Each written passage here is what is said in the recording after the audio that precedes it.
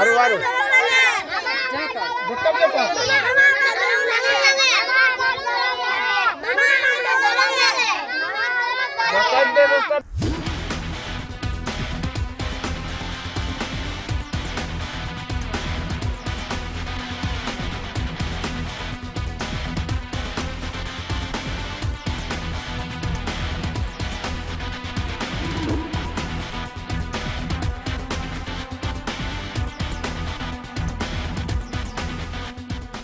মই বৰ্তমান উপস্থিত আছোঁ গোলাঘাট জিলাৰ ডেৰগাঁও সমষ্টিৰ অন্তৰ্গত লেমচাপৰি বহিখোৱা অঞ্চলত। আৰু বহিখোৱা অঞ্চলৰ এটা ভয়াৱহ দৃশ্য এই মুহূৰ্তত আমি নিউজ লাইভৰ দৰ্শকসকলক দেখুৱাইছোঁ। চাওক, এক এক্সক্লুচিভ দৃশ্য।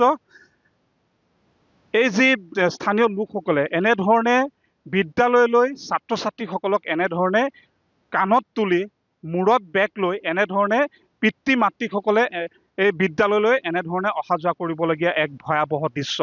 এক বিপদসংকুলভাৱে এইসকল ছাত্ৰ ছাত্ৰীয়ে প্ৰতিদিনে এনেধৰণে বহু বছৰ ধৰি এই বিদ্যালয়লৈ ইতিমধ্যে অহা যোৱা কৰে। এক বিপদসংকুল যাত্ৰা, নাই কোনো দলঙৰ ব্যৱস্থা। এখন দলং আছিলে যদিও সেই দলংখন ইতিমধ্যে ভাগি গৈছে, আৰু তাৰ বাবে হয়তো এইসকল লোকে আজি বহু বছৰ ধৰি এনেধৰণে বিপদসংকুলভাৱে বিদ্যালয়লৈ ছাত্ৰ ছাত্ৰীসকলক এনেধৰণে লৈ আহে। চাওক, এক্সক্লুচিভ দৃশ্য আমি দেখুৱাইছোঁ ডেৰগাঁৱৰ যি বহিখোৱা অঞ্চলৰ। এনেধৰণে মাতৃসকলে অতি বিপদজনকভাৱে এইসকল শিশুক এনেধৰণে বিদ্যালয়লৈ লৈ আহিছে।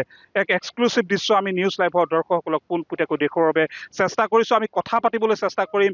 অভিভাৱকসকল আছে আমাৰ লগত, স্থানীয় লোকসকল আছে, শিক্ষক আছে, তেখেতসকলৰ পৰা আমি কথা পাতিবলৈ যত্ন কৰিম। এয়া চাওক, বিদ্যালয় পৰিচালনা সমিতিৰ সভাপতিগৰাকী আছে। দেখিছোঁ যে এগৰাকী সভাপতি বিদ্যালয় পৰিচালনা সমিতিৰ। ইহঁতক তেনেকৈ পাৰ কৰাব লাগে, আৰু অভিভাৱকো আছে, দলং ব্যৱস্থা নাই।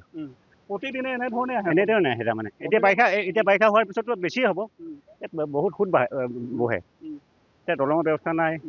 ভৰত যোৱাবাৰ সৰু ছোৱালীজনী, এনেকুৱা ছোৱালীজনী ভূৰৰ পৰা পৰি মৰি থাকিলে যোৱা বছৰ। গতিকে আমি মুখ্যমন্ত্ৰী হিমন্ত ছাৰক কৈছোঁ, আমাৰ দলঙৰ দিয়া ব্যৱস্থা কৰি দিব ইয়াতে। নিশ্চয়কৈ এখন দলঙৰ বাবে ইতিমধ্যে আহ্বান জনাইছে। মই স্থানীয় লোকসকল আছে, মই এগৰাকী ছাত্ৰৰ পৰা কথা পাতিবলৈ যত্ন কৰিম। মামাক কি ক'বা? হিমন্ত মামাক কি ক'বা? এখন দলং লাগে তোমালোকক? আমাক দলং লাগে।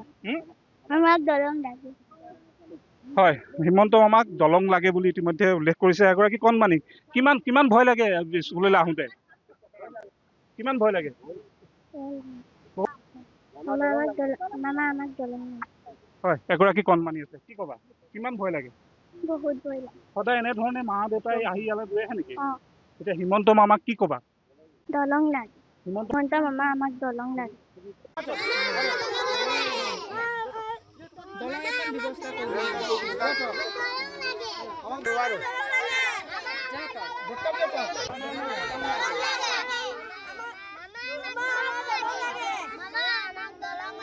এনেধৰণে মুখ্যমন্ত্ৰীগৰাকীক আহ্বান জনাইছে। এগৰাকী স্থানীয় আইতা আছে, কি ক'ব আইতা? আপুনিও দেখিছোঁ নাতিক এনেধৰণে কাণত লৈ আমি কাণত ধৰি পেলাই আনিছোঁ, বাগৰি পেলাই।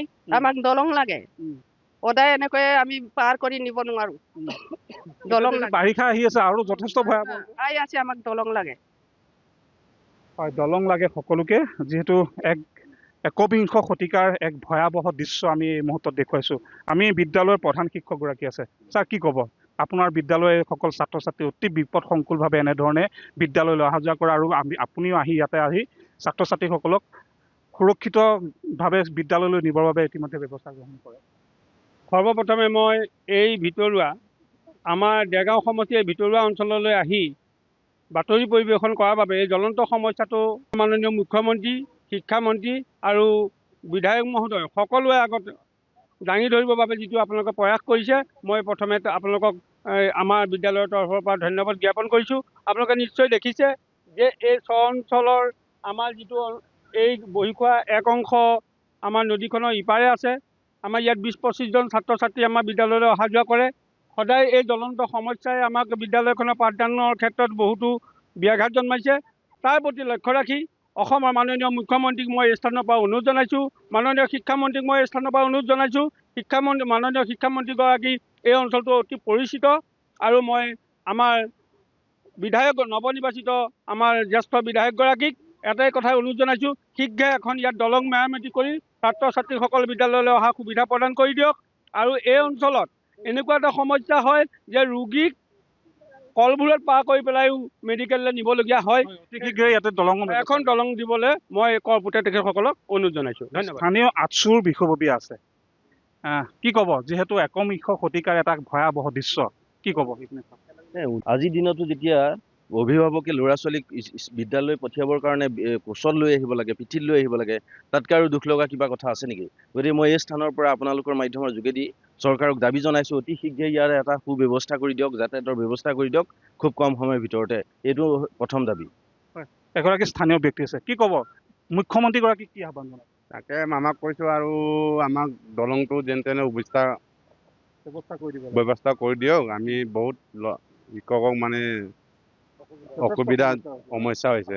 প্ৰতিদিনে এনেধৰণে কাণত লৈ আহিব লাগে প্ৰতিদিনে আৰু প্ৰতিদিনে আমি ল'ৰা ছোৱালীক এনেকৈ লৈ যাওঁ অসুবিধা।